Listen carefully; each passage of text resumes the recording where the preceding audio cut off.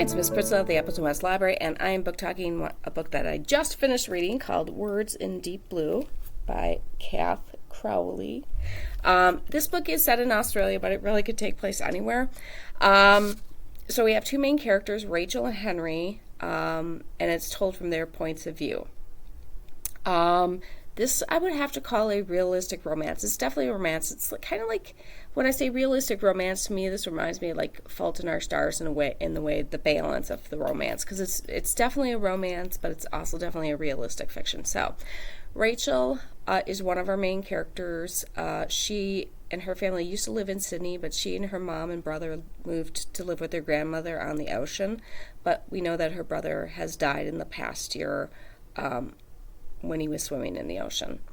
And that has kind of just destroyed her and her mother and her senior year. Like, you know, she didn't graduate. All her plans are, like, she needs to get away, and so she is going back to live with an aunt in the outskirts of Sydney. And she is going to go back, and she knows that she will likely run into Henry. Now, Henry and Rachel used to be best friends before Rachel left, and one of the reasons why they're not best friends is there's kind of a misunderstanding between the two of them.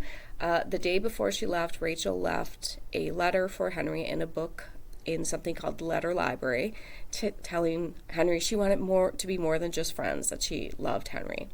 And she thinks, because Henry never responded in kind or said anything about the letter, so she kind of like hates him now, in a way. Hate might be too strong a word. And Henry thinks that she just started ignoring him because she didn't stop responding to letters, and she stopped responding to texts and emails and things like that.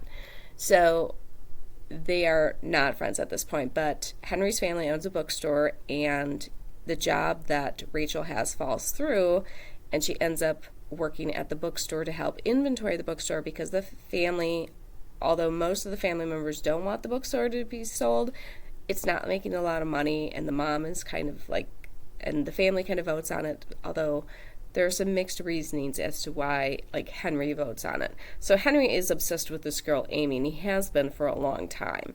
But Amy is constantly, she wants to be with Henry, and then she dumps him, and then she keeps doing this. And so she dumps him right at the beginning of the book. And so he votes to sell the bookstore because he thinks, okay, then I'll have money like this other guy that she's dating now. So, I really did enjoy this book. I listed it as a may make you cry because, while it didn't make me outright cry, it came very close to it. Like I said, it had the perfect balance.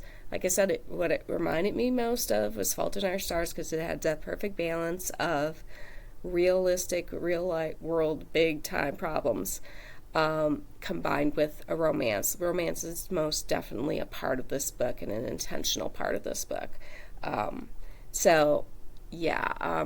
I really liked this book, and I highly recommend this book. For this is not your cup of tea, I'll help you find something else. Have a fantastic day, and keep on reading. Bye.